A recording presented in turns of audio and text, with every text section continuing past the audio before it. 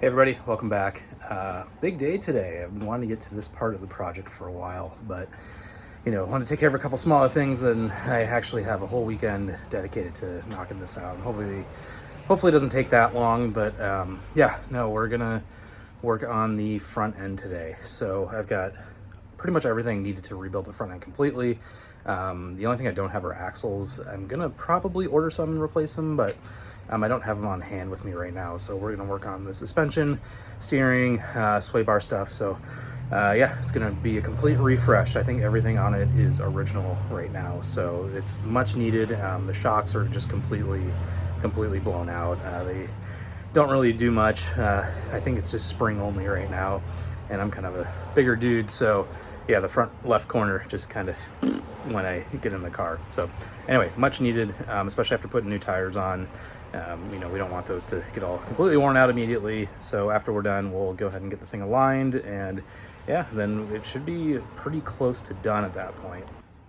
Again, if you watched my first episode on this car, I guess it was the second one, doing the baseline, but we're gonna be doing struts up front, control arms, ball joints, strut mounts, upper and lower strut mounts. I have motor mounts too. I'm not sure if I'm gonna get to that in this episode, but also brake pads and sway bar links, sway bar bushings, I think that's basically it. I didn't order new springs. I'm gonna see what kind of condition the springs are in. I don't think I need to replace them, but if they're pretty corroded, then we'll probably order a set of springs to replace in the future. So anyway, let's get started, and I'm gonna get the car up in the air, and we'll get the struts out. Now, before I get the car in the air, I am gonna loosen up the strut mount. These are pretty simple. Basically, there's a nut that holds the top strut mount on, and then there's a lower strut mount that goes underneath here. Those kind of sandwich together, and that's it. That's how you hold these things on. Typically, struts have like 3 or 4 bolts and nuts on the top, but it's just one nut on top of the shock here. So I'm going to loosen that, take that off while the car is still on the ground. It won't cause the spring to decompress or anything like that. There are ways to basically undo the spring without using a spring compressor. There's a special nut that goes on top of the strut that holds the lower strut mount on. There's a special tool for that. I don't have it on me. I've seen that some people have used snap ring pliers to get it off, and it might work, it might not, I don't know. I can get a tool overnighted, worst case. But I'm gonna try the snap ring plier method, and if that works, great. If not, then the tool will be here tomorrow. We can finish the job that way. So here's the top mount removed. So it's just the mount, nut. And then here's the lower mount. You can see this one's just roasted. It's completely destroyed. So glad that we're doing this job. If I zoom in a little bit, you can see that special lower mount nut. It basically has 2 little slices in it that a special socket goes into, and that lets you unwind this nut. And then, if you didn't want to use a spring compressor, you could basically do it on the ground like I've got right now. And then once you jack the car up in the air, the spring will decompress and you don't have to use a spring compressor. So I'm gonna see if I can get it at least loose where it sits right now. I might spray it with some penetrating oil, let it sit for a minute. But we're gonna try and get it done without a spring compressor. I do have a spring compressor. It's just a lot sketchier using spring compressors than it is to do it like this. So we're gonna give it a whirl, see how much luck we have. If I can't get it off, then we'll have to wait for the socket to show up tomorrow, and I'll just pull the entire strut assembly and wait for that to show up. Well, here's what I was trying to use to get that off, but no dice. So I ordered the tool. It should be here tomorrow, we'll just wait on that to get here before we completely tackle the struts. I could still move the car around on the jack to get it in for the night, but whatever. So let's go ahead and get the wheels off. We can do our control arms and ball joints and sway bar stuff while we're waiting on that. And we got plenty of work to do, so I'm not too stressed about it. But anyway, let's continue. Well, we got the wheels off. As you can see, it's crusty under here. I think we went over this already once before, but these control arms are shot. That ball joint down there, nothing left. This tie rod, I mean, this whole thing's gonna get rebuilt. Looks like the strut had been replaced at some point, but we're obviously gonna replace them again. There's 2 different styles of strut. One is this one, and it's the one I ordered, where you can't replace the cartridge. It's just in there. And then there's one that has a cartridge replacement, which is 2 separate pieces, and you can just replace the strut portion and not the mount and the shock retainer and everything. So we got the full strut, which is good. Yeah, like I said, unfortunately I don't have the tool on me, so I can't do them right this second, but later in this episode we'll get to it. Just looking at the coil spring, they don't look too bad. There's some surface corrosion, but they're not completely rusted through. It's a little crusty up top, but I think that's just the strut mount. So yeah, if it's anything like it looks like up top, it's probably just toast. So not going to order springs. We'll leave the springs stock for now, and just replace the strut itself. Okay, so I'm going to do the driver's side corner first. We're going to replace the control arm, the tie rod end, the sway bar bushings, and do the brakes here. The rotor, you know, should probably order some new rotors too. They're pretty cheap, but we'll see how far we can get with these and some new pads to start. Hoses don't look too terrible. They're a little cracked, so maybe do some hoses as well. Maybe just do a whole refresh in the future. But let's go ahead and get this control arm out of here and get everything disassembled. Now, in order to take this caliper off, you need to remove these slides. So here's one of them. The caliper basically is fastened to the spindle, I guess, using these, and it slides on it so that when you close the piston, it's able to move and actually pinch the brake pads. However, these were pretty well on there. There's a little bit of rust. I'm going to clean these up. So I had to use my favorite trick, which is pound a 12 millimeter 12 point onto it, then pull it out. This one's a little funky, so I don't know. I'm going to see what I need to order here to possibly fix this. It looks like, you know, it's kind of a nut on a, or sorry, a bolt on a sleeve of some sort, but this one looks a little bit more mangled than that one does. So let's get this out of here and see what it looks like. Well, she's loose, but at what cost? So again, here is what good caliper slide should look like. That one, not so much. It just snapped right off. So it's free, but we got some work to do. The thread is still securely fastened in here, so hopefully, you can see it right there. Hopefully I can get that out somehow. I think it's going to be a bit of a challenge. Otherwise, yeah, I mean, look how crusty this is. Actually, decent front brake pad. This one got a little bit of meat on it. This one's got decent amount, but I mean, they're just gone. So here's our rotor, which we can try and pop right off. Hey, look at that. And voila, our spindle is free. So as you can see, that's where the top slide bolt was, and here's the bottom, and there's where it sheared straight off. So I might have to put some heat on this and see if we can get it out. If not, I gotta look at seeing how much a new whole spindle costs, because we can't operate with only one caliper slide. Ta-da! All right, wasn't the most ideal way, but it's out.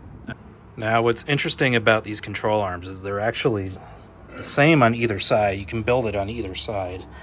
It's just mirrored. So when you get them, they come with the ball joint and a nut plate, some hardware, and depending on which side you put the ball joint, that determines if it's a left or a right. So I have 2 of these. They're identical. I just have to assemble them in the direction that they need to go. So let's do that now. We'll put it together and then we'll throw it in the car. And just for reference, here it is put together. So you can see kind of a bolter nut plate here, new ball joint. Ball joint goes in the middle, and then hardware on both sides.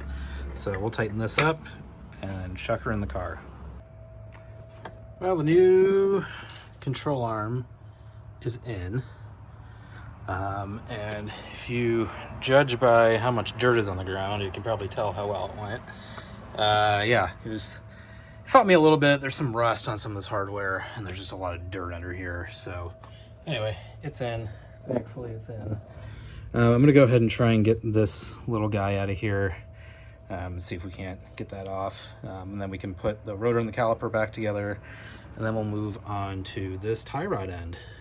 Okay, now that's done, before I put the caliper on, I'm going to go ahead and do this tie rod end quick while it's here. We'll just pop that off. I can put my little ball joint popper on here. This will pop off, and we'll just kind of match it up to where it is now. Whole car is going to need an alignment when it's done, so I'm not too stressed about where that goes. But anyway, yep, let's do that really quick. If you've never used one, this is a ball joint press, and the way it works is you put this side kind of on the surface that the ball joint presses into, and this on the actual shaft of the ball joint. So it'll go kind of like that. And then when I tighten here, it's kind of got a seesaw effect. So if I tighten this bolt, it's going to tighten that, and this should just pop right out of the fitting that it's in. Sometimes you have to bang on this with a hammer, and that helps. Other times you just bang on the actual, knuckle here. It'll pop out, but this has always worked really well for me, so I just do this. It's always a little nerve-wracking doing this, because when it's about to go, it just goes without warning. So feel like, yep, there she goes. It'll get you every time. I swear to God, it'll scare you every time, but that was actually a pretty easy one. So hey, tie rod out. Now the way that this guy works is there's a lock nut here, and then there's the tie rod end, and I loosened this lock nut before, but it just spins off. Super easy. So when they're doing your alignment, they're adjusting toe, which is, the direction that the tires are pointing, they'll spin this in and out, and that's how they adjust toe. But we're just going to spin it all the way off. Almost. And that's it. Leave the nut here, leave it kind of right where you just broke it, basically. So once it starts to spin and it's loose, leave it there, because that's where your car is currently aligned. So it just keeps it, somewhat aligned until you can get it to, an alignment shop and get the real deal done. And here's our new tie rod end. Same process as the old one. Just throw her on there and spin.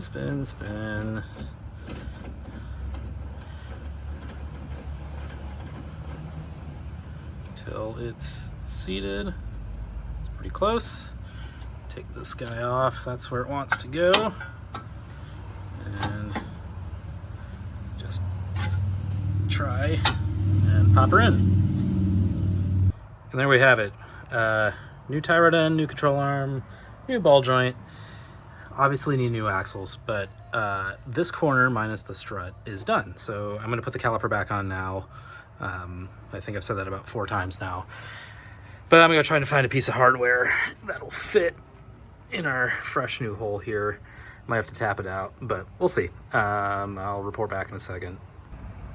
Here are the new pads before I install them, and this is probably the thickest brake pad I've ever seen in my entire life. Like, holy crap, that's probably at least 25% thicker in material than I've seen before. So yeah, that's when I was looking at the other pads earlier saying, oh, there's plenty of life left. Probably halfway worn, but anyway, I'm gonna go ahead and grease these slides first to make sure they, slide freely, and then put the pads on and throw the caliper on top. Well, I dug through my hardware drawer, and I think I actually have a bolt that's gonna work perfectly. It's the same thread pitch. It doesn't have the point on the end of it, but seems to go in okay. So I'm gonna give this a whirl and see if she fits. Well, would you look at that? We got her back together. These don't look right to me, to be honest. I think there's supposed to be a dust boot on here. That one's got some traces of a dust boot. But yeah, I'm gonna just run it like it is for now. But yeah, I mean, it floats, the caliper's in position. I'm just not totally convinced that this is how it should go together. But anywho, we'll do it for now and see how it works, and fingers crossed that it's okay, at least for the time being, until we decide to tackle this job again. Who knows, maybe we'll do some big breaks in the future. Now with our caliper fix done, until I can get the strut in, we are good on this corner. It's actually fairly simple. Besides fighting some rust, obviously, it went together pretty smoothly. So I'm gonna go ahead and put the wheel back on this guy and go work on the other corner. And it's pretty much the same process, but if I come up with any interesting challenges, I will definitely record them. And once I have both the front corners done, obviously no struts, I'm going to go ahead and work on the back. So I'll pull the car in backwards and we'll see if we can get at least the rear shocks on. I think they might have the same issue as the front with the special tool, but that should be here tomorrow. And yeah, we'll get that figured out. Look at that nice new tire on there. So anywho, I am going to take advantage of the time I have right now to rebalance all the tires too, like I said in our tire balancing episode. Just for some proof, I am doing the driver's side now. There's the control arm. This one was a little bit harder to get out than the other. You can see the bushing back there is just completely rotated, so it was fighting me a lot, but this caliper came off no problem. Tie rod came off no problem. It's sitting right there loose, so yeah, just time to reassemble. This side took maybe 20 minutes, where the other side took about an hour and a half. So we're moving fast. I've got the car back on the ground for now. Everything is done on both sides, minus the struts, obviously, because we're waiting on the tool. You can see I still have these guys loose up here.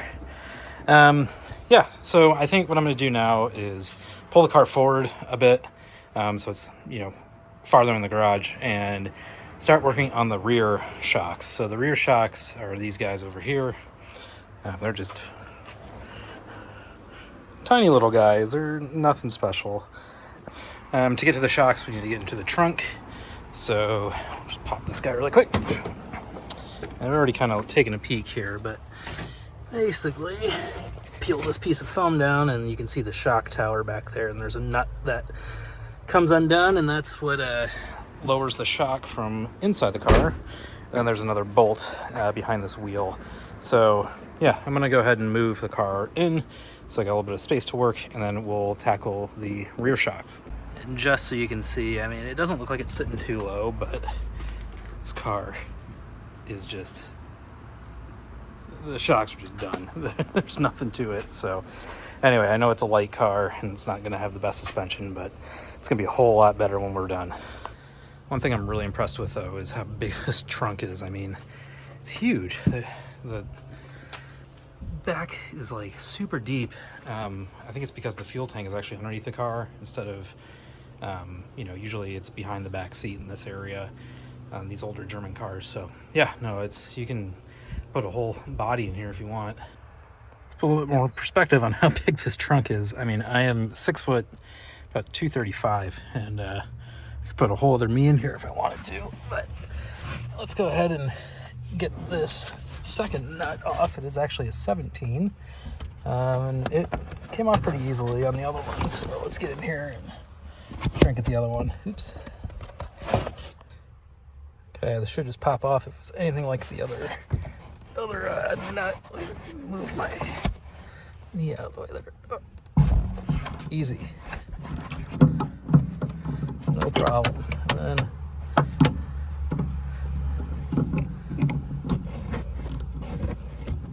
yeah, I can spin her off by hand.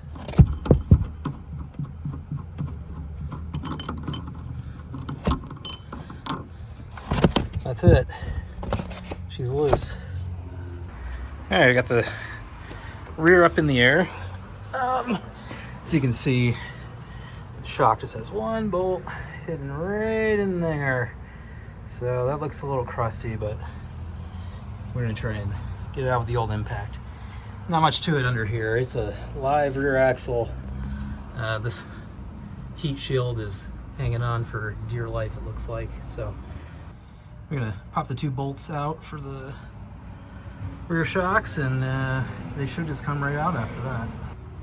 Here's the driver's side with both shocks loose. The whole axle just swings, but look how crusty this thing is. I mean, the spring is okay, but man, that shock is just done. I don't even know who makes it. It's probably original, but yeah, roasted, completely roasted. So definitely time for new ones. I was mistaken. There's actually 2 nuts in each one of these. I couldn't get the shock down. I was wondering why. It's because, ta-da! Let's see if it'll focus. There's another nut there. So anyway, let's get those pulled off. Well, here is the passenger side rear shock out. Yeah, So you can see it's not being held on by much. So yeah, there was a nut on top here, and you have to get that from the inside. This nut secures the shock top mount into place. So we're gonna obviously replace those. Here's the top mount for the inside. And basically what I did is I got a 17, there we have it, both shocks out of the rear. Yeah, I don't think these were doing too much. I mean, they're not leaking, which is kind of crazy, but they also could have been leaking for a very long time. This one actually looks a little wet, but anyway, let's go ahead and take these nuts off of here. This should decompress the spring, and then we can pull the mounts off, pull the springs off, and put them on our new shocks. Well, judging from the mess that this made, I'm sure you can tell that everything just kind of disintegrated, including the strut mount. So yeah, much needed to do this job. So I'm gonna go ahead and get this one side rebuilt because I only have the 2 spring compressors, and then we'll put it all back together, and I'll do a comparison on the other shock. All right, here's the new shock assembled. I made a mistake. I didn't realize that there was a spring perch mount thing here. It's actually in okay shape. It's not totally rusted unlike the rest of the car, but the spring pad itself is kind of beat up, so I ordered some new ones. They're going to be here eventually, but I just need to put it back together as is. So anyway, the way this thing works is this is basically a mount that goes underneath the car, and then once you install it, the body will be kind of where my finger is, and then this goes on top. Oops, I've got it upside down. This goes on top like this, so you can see how the kind of ribbed edges will sandwich the car body together. There's a couple nuts that go on top, and those are the ones we access from there. So anyway, let's go ahead and put this one in and tighten it up and make sure that it fits. Well, I've got both shocks installed on the bottom at least. I'm gonna jack the whole rear axle up at the same time. Both will go up into their little mounts up here. Yeah, because it is a live rear axle. It's just, like I said, I move this, the whole thing moves. So yeah, I'm gonna jack it up into place, and that should get the mounts in their spots up there, and then we'll tighten everything up from up top, and I should be able to let the axle down and it'll just stay put. So we got it jacked up, so you can see the strut went up to its seated position on both sides. So I'm gonna go ahead and tighten this stuff, add that. So again, the ribbed side goes down, and we'll add that back into here. You can see where the strut poked out of the top, so we'll go ahead and add the sandwich of material. Again, rib side down, and then we'll throw a nut on there and tighten it all down, and then the axle should stay up in place. Okay, I've gone ahead and tightened down everything, so both sides are done. And that's it. That's all you have to do to install new shocks. So yeah, they're all in place. I'm gonna go ahead and put the car on the ground now. And yeah, I think that's basically it for the rear end right now. I know we have those bushings that I want to replace. I do have drums or drum pads as well, but looking at the drums, I think I might just order some and replace it all at once. The rear brakes seem to be working okay for right now, but if the front pads are any indicator, then the rear pads have been replaced at some point. So yeah, I think I'm gonna just leave it for now. One other thing too is, I'm sure you noticed I didn't put bump stops or dust bellows on the actual rear shocks. I have mixed feelings about the bump stops. Yes, you know, they do help keep the shock from bottoming out. But at the same time, I've had a lot of experience where they kind of retain moisture, and if it gets wet, you know, water will sit in there, and then the shaft of the shock starts to become corroded, and then it blows out the seal and you get premature wear. So I typically just leave them off, especially on like cheaper cars like this. If it's something like, you know, my Volvo I drive every day, then obviously I'm gonna, you know, do it right and replace the bump stops as well. and I'm going to accept the fact that, you know, I might have to replace the struts a little sooner than expected. But anywho, I'm going to go ahead and put the car on the ground, and hopefully my tool for the front struts shows up soon, but I'm going to go ahead and take those off in anticipation that, you know, it's going to be here relatively soon. I do see that it is out for delivery, so that was about an hour ago. So who knows, it could show up between now and 7 hours from now. I got a little bored and impatient, so my little socket didn't show up yet. I'm still waiting, but I was able to take a punch and a hammer and basically loosen this guy up on the ground. See if it'll spin for me. Probably not. There it goes a little bit. Anyway, yeah, I'm just gonna go with that for now and see if I can get this apart on the front strut here. See if I can knock this job out today. I'm getting a little impatient, and Amazon says it'll be here by 10 p.m., but it is close to 4 o'clock right now, and I don't have all day. Tomorrow's Monday, I gotta go to work, so let's see if we can knock this out. Well, would you look at that? Came right off. She's free. So because the car's still on the ground, the spring is still under compression. So I'm gonna go ahead and loosen the wheel and jack just this corner up and see if the spring and the strut will just come apart. Apparently it should. Got our wheel off yet again. This is relatively loose, so I'm gonna go ahead and pop these two bolts out and see if it'll come out the rest of the way. Up top, yeah, it's sunk all the way down, so shouldn't have any compression on the spring right now. It's just probably stuck up there because of the mount. So anyway, I'm gonna pop these two off and we'll get this thing out of here. Now, did any of you ever watch that video, Shake Hands with Danger? I'm sure you have, but that jingle or song from it was playing in my head while I was trying to take this out. So good news, I did end up using a spring compressor. It helped a lot.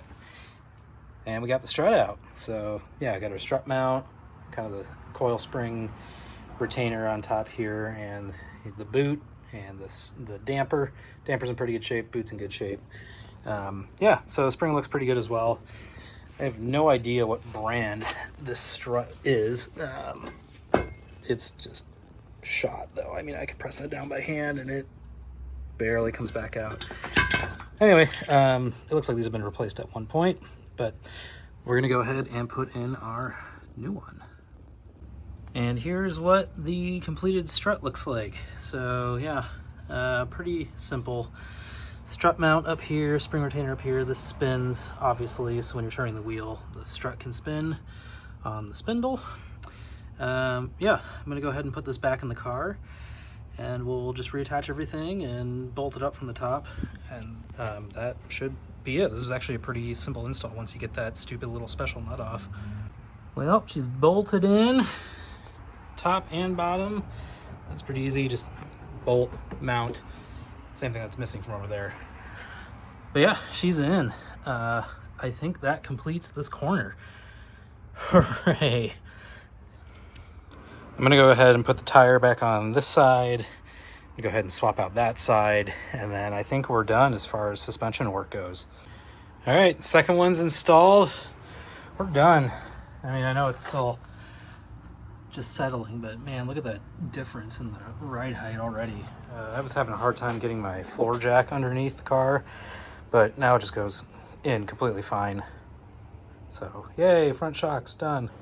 Well, that concludes the front end and rear suspension segment of this. Yeah, I'm pretty close to being done with the car. I mean, the only thing I'm really worried about right now is the water pump that's kind of leaking a little bit. I'm gonna go back in there and see if I can reseal it. Maybe have to get to the housing, because I did shear off a couple bolts as you saw in that video. Of course, you guys are probably gonna wanna know what's next. Well, as I kind of talked about, and this alludes to, I have a motor for my 300 TD wagon, which is sitting back here. As always, thank you again for watching, and we'll see you on the next one.